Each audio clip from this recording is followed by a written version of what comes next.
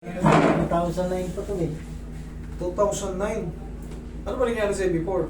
Hindi, ano to, yung nag-basketball ako, binalibag yung bola malayo. Tapos, siguro mga kinabukasan, naramdaman ko na masakit.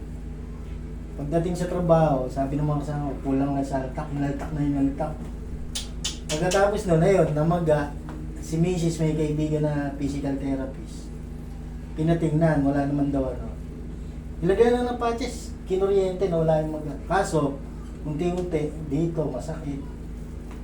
Ganun din na sa totoo lang, tama naman yun. Ay, kumbaga, nagtutugma yung perspective natin before. Pagka kayo ay wala pang knowledge sa ganyan, ang pananaw natin dyan, pare, nangangalay dito, masakit eh, atake mo nga. Ganyan ang ano natin, ganyan ang ano. Pero kung mapapanood nyo yung mga, malalaman nyo yung anatomy ng shoulder pala, dapat pala hindi pahatak.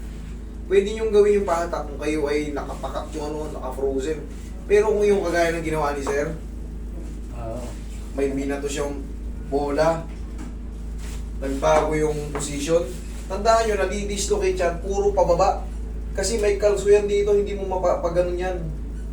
Malabong mangyari yun, nadi-dislocate pataas. Hindi, palagi yan pababa. Ngayon, siyempre, ang paniniwala natin, pre, atake mo nga. Kasi nga natin, atake ngayon. Ngayon, katulad na yan, sir, lalong namaga kasi nadagdagan pa yung dislocation. Siyempre, pagka lalong bumaba siya, yung mga tendons dyan, mga ligaments, may stress niyan, magre-react yan, mamamaga. Pero ang taba-haba na ng panahon nito, sir, 29 pa. 2000. 2009, 25 na ngayon. Sinusundot to, yan. Oh, Oo, masakit. Yung sa kabila. Hindi naman. Nung nakaraan taong kasi, tingnan mo ha, isa, oh, sakit. Mamaya hanapin ko yan, ilang ano pa. Pero okay, madali lang naman tingnan, hulihin yun. Oh, di ba? Madali lang hulihin. Kailangan yan, hindi yan na mawala. Oh, hindi naman siya frozen, pero iba kasi to. nagagalaw ko talaga siya kahit ano. Iba to Nung kaysa. nakaraan taong kasi, masakit. Sa trabaho kasi, kabubuhan. Ito yung kaso mo eh. Malamang na nagkaroon ng mild wish yan. Tapos nahatak, bumaba. Hindi pa na ibabalik. Hindi. Dati, nagpapa-schedule ako. Yung pala, nitong pinakauli, sa WhatsApp ako nagpaano. Yun. Pag sa comment kayo, huwag sa comment. Hindi, nakita ko sa WhatsApp eh. Sabi ko, WhatsApp nga. Ayun, sumagot ako. Dapat last week eh. Nagkaroon ako ng biglaan na. Yan, may WhatsApp tayo. Kung wala kayong WhatsApp, di ba nakita nyo yung WhatsApp nakalagay? Yung gilid doon may 3 dot. Pindutin nyo yun, doon may nakalagay na message. Okay? Relax na.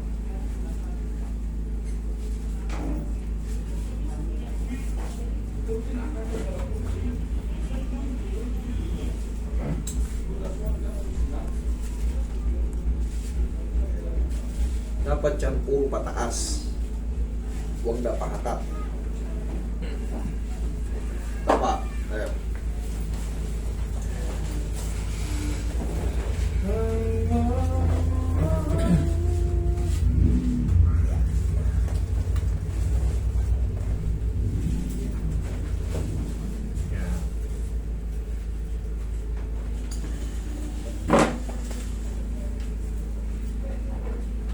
Relax na. Okay, relax na.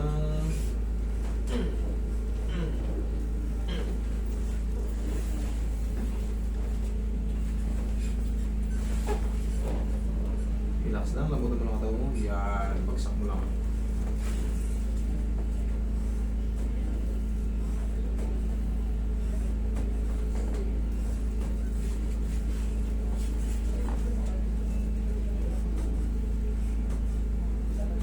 Tapos mo na yung ignition. Wait, tigas yung ignition.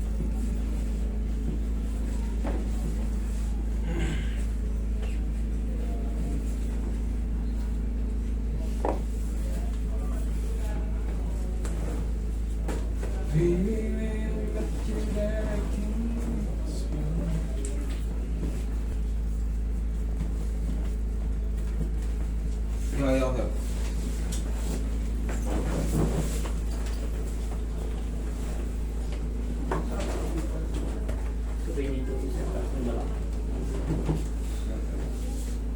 Yan, lagi sa tiyan yung kamay.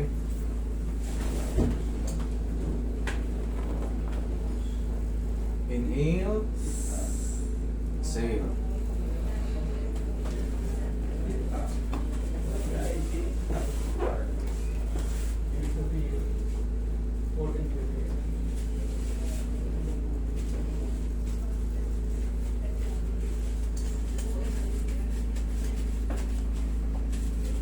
Okay, upo ka, sir.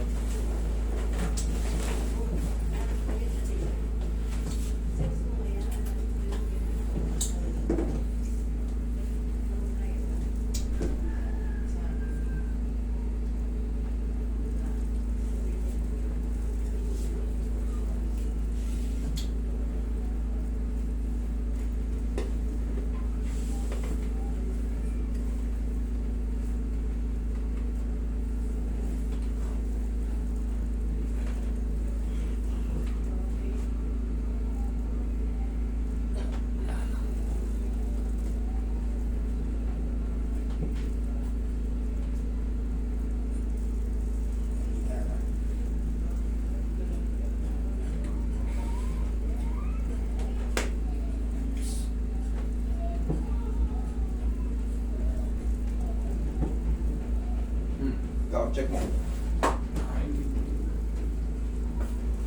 Medyo lang parang ano lang.